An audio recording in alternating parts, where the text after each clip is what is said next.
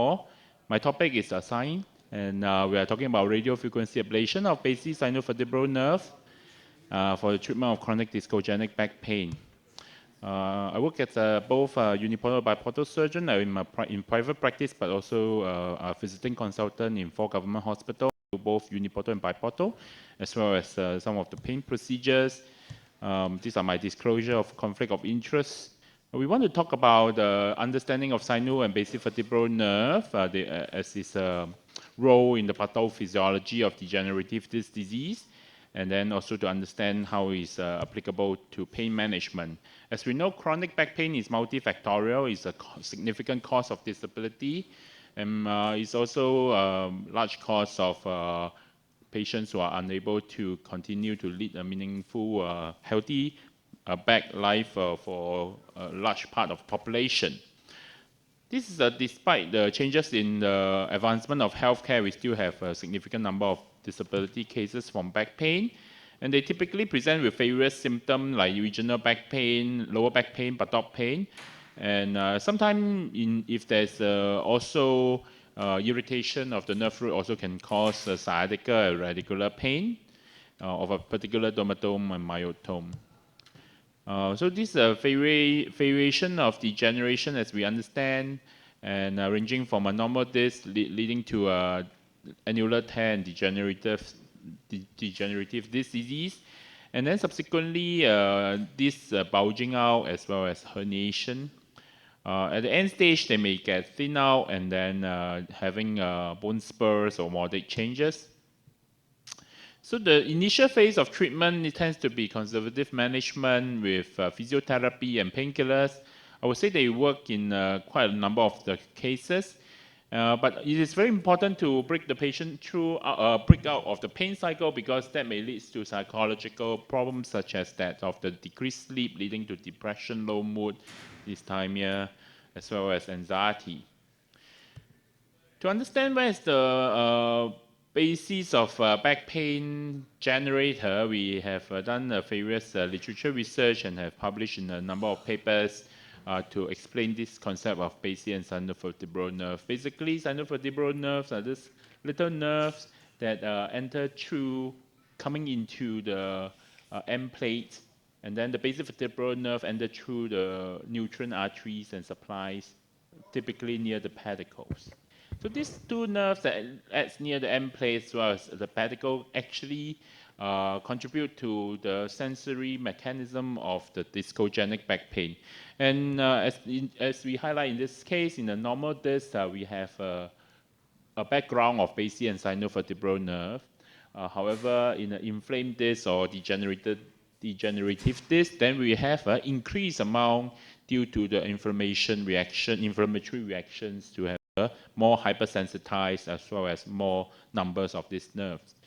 So a number of target strategy has been described in the literature, both using fluoroscopically as well as in our series also endoscopically, which is the focus of today's talk.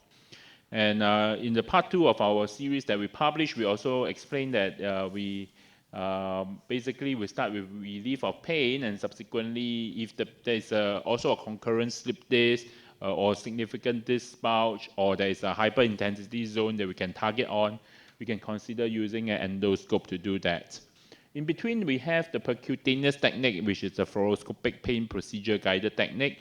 I think we, especially in young patients, for this replacement and fusion surgery probably is the last resort after we have tried and failed either conservative treatment or radiofrequency treatment. That's my own personal approach.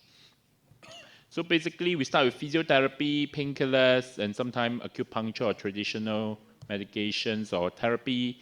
And if the pain persists, we can perform injection or radiofrequency to target the nerves that affect.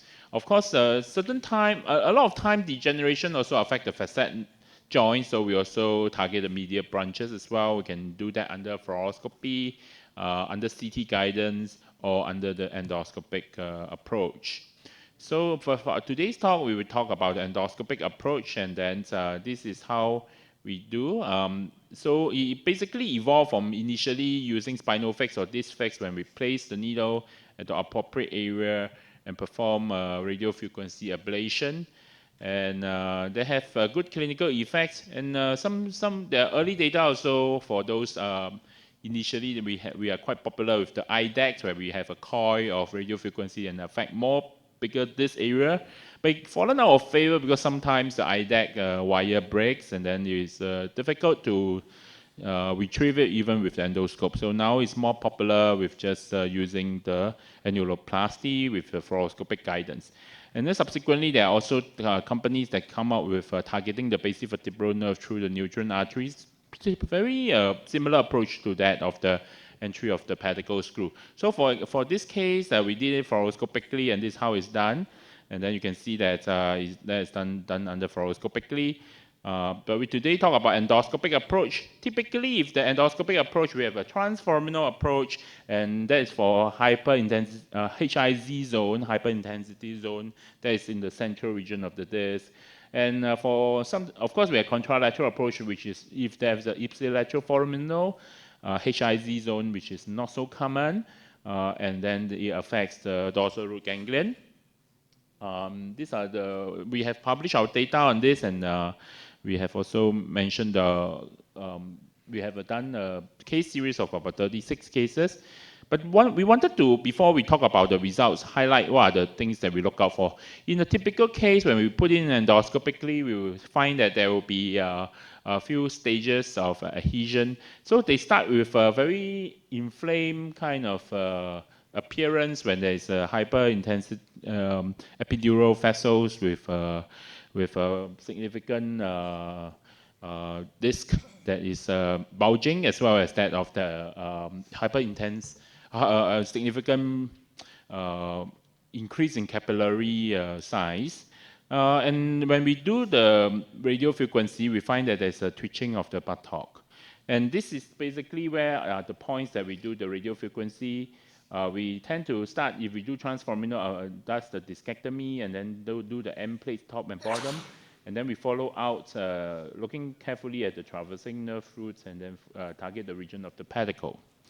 And these are the approaches we can do, interlaminar and transforaminal. We have done both approaches. These are typical example, a manual worker. This patient have a L5S1 annular tear, it's one-sided back pain. So interlaminar approach is a good choice. So in this case example, let's see whether the video plays. So we typically look at the granulation tissue. He also have a concurrent HIZ zone and prolapse disc. So we carefully identify the prolapse disc. And then we do a discectomy. Typically, if the patient do not have a prolapse disc, then we may consider using fluoroscopic approach for this type of radiofrequency. But if they have a discectomy required, which we have performed, then we can gradually use that. So the first part is the radiofrequency of the annulus, and then we target the end plate where the sinovertebral nerve will be. And then we move down to retract the traversing nerve root, and then target the sino and basic vertebral nerve near the pedicles. And I wanted to show you this very interesting phenomenon. As you can see from here, the buttock actually twitches, but we are clearly at the disc. We are not near the nerve. The nerve is protected.